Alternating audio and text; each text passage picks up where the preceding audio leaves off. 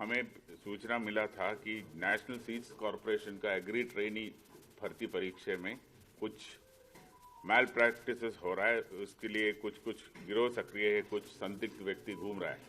उस इतला को डेवलप किया था। तो जयपुर में 6 सेंटर्स में ये एग्जाम हो रहा था। तो उसमें जो हमने पहले जिसको पकड़ा था उसके थ्रू हमें सूचना मिला कि जो ऑनलाइन एग्जाम्स जो सेंटर्स में चल रहा था उसको एक एमी सॉफ्टवेयर है, उसके थ्रू स्क्रीन शेयरिंग फैसिलिटी मिलता है।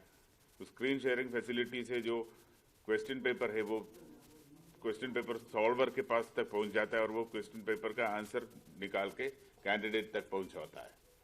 इसी प्रकार का सूचना एटीएस के पास भी था, तो वो भी हमारे साथ साथ काम किया। तो कल दिन भर इस संदर्भ में हमने जगह जगह पर कार्रवाई करके कुल 14 लोगों को हिरासत में लिया है, जिसमें सेंटर अधीक्षक भी है, जो कैंडिडेट्स को कैनवास करके इस तरह का मैल प्रैक्टिस के लिए तैयार करता वो भी है, जो बेनिफिशियरी कैंडिडेट्स भी है। तो इसमें और कुछ लोगों का भी नाम सामने आया है, तो उसके भी हम तलाश कर रहा है। ये जो गैंग जो है जो बिल्कुल ऑर्गेनाइज गैंग है, और अभी हमारा पास जो सूचना है उसके अनुसार ये गैंग ऑपरेट करता जब विंडोज के ऑपरेटिंग सिस्टम के थ्रू जो एग्जाम्स कंडक्ट होता है उसी तरह का एग्जाम्स को कॉम्प्रोमाइज करने के लिए इनके पास टेक्नोलॉजी है। वो टेक्नोलॉजी को मिसयूज करके इस तरह का मैल प्रैक्टिस करवा रहा था। ये जो कंप्यूटर बेस्ड ये एक्चुअली एक ऑफलाइन टेस्ट है, लेकिन उसका टीम व्यूअर से इसका पूरा जो सूचना है वो जो बाहर जो बैठे थे सॉल्वर उधर तक पहुंच गया, तो वो सॉल्यूशन देके अंदर जो कैंडिडेट बैठे थे उनको प्रदान किया था।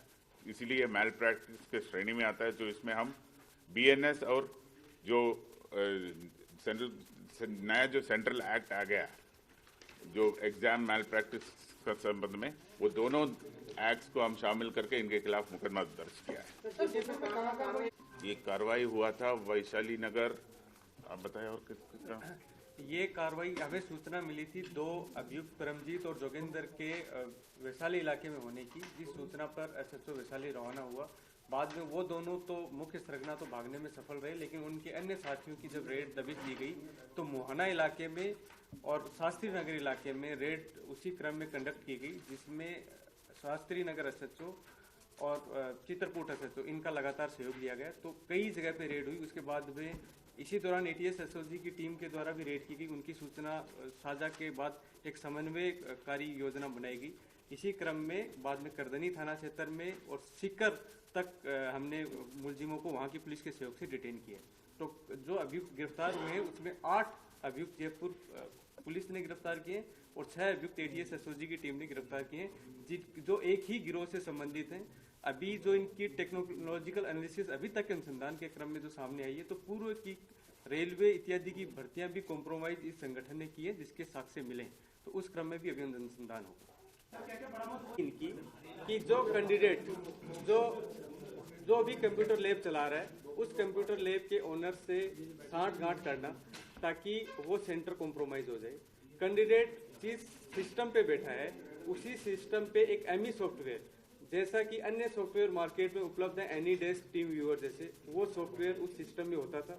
जो जी वही सॉफ्टवेयर जो रिमोट एक्सेस के माध्यम से दूर कोई बैठा हुआ व्यक्ति है वो अपने जो पेपर सोल्व कर रहा है वो अपने सिस्टम में रखता था। फिर पासवर्ड शेयरिंग के माध्यम से जो एग्जाम सेंटर का सिस्टम है उसका सर्वर वहां ले लिया जाता था और रिमोटली फिर उस पेपर को खोल किया जाता था। ये एसओपी रही। इंटरनेट से जुड़ाव होना अपने आप में एक बड़ी वो रही, जिसकी वजह से पूरी मिलीभगत संभव हो पाई लैब ओनर्स के साथ में साठगांठ। इसमें जो लैब ओनर है, जो कैंडिडेट है, इनके बीच में जो दलाल है उनको ये गिरोह कॉन्ट्रैक्टर की संज्ञा देता है। तो हम उन कॉन्ट्रैक्टर्स की भी पहचान कर रहे हैं जो इनको आपस में जुड़ा रहा है। कुछ हमें खाली चेक भी बरामद हुए हैं। उन खाली चेक किसने दिए, किस चीज के लिए दिए, वो अनुसंधान का विषय आगे रहेगा। स्टूडेंट की संख्या लगभग 6 के आसपास आई है। बाकी हमें कुछ एडमिट कार्ड मिले हैं जिनकी अभी तस्दीक की जाएगी। इस पे अभी अनुसंधान के क्रम में तथ्य सामने आएंगे।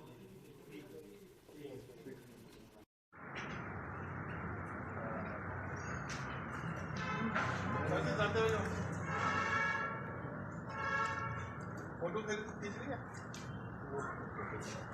अरे भाई, अरे ओके।